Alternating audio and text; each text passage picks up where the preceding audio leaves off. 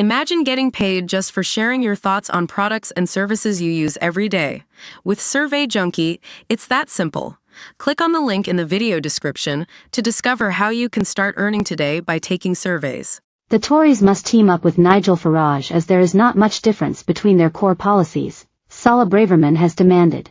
The former Home Secretary insisted the Tories are a broad church and should not exclude anyone who wants Conservatives to get elected.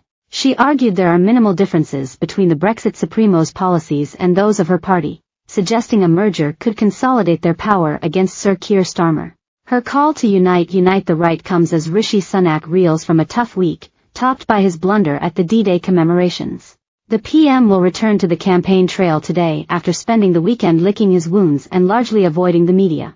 As the party prepares to launch its manifesto on Tuesday, Ms. Braverman told The Times she welcomed the PM's more hardline approach to immigration, including new policy to introduce a cap on work and family visas and his toughening stance on the European Convention on Human Rights, ECHR.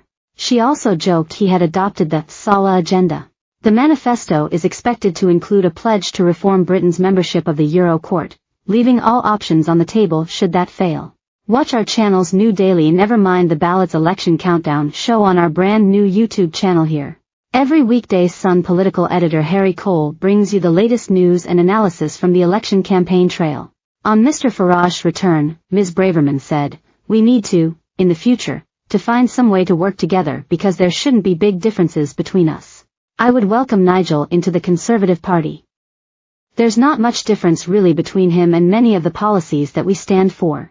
We are a broad church, we should be a welcoming party and an inclusive party, and if someone is supportive of the party, that's a precondition and they want Conservatives to get elected, then they should be welcomed." Mr. Farage, who announced his extraordinary comeback to frontline politics last week, says Reform UK will replace the Tories as the opposition to Labour after polling day.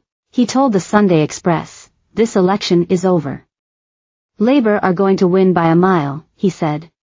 "The only question for voters now is who the opposition is going to be." Mr. Farage will today lead a Reform UK press conference setting out the party's economic plans.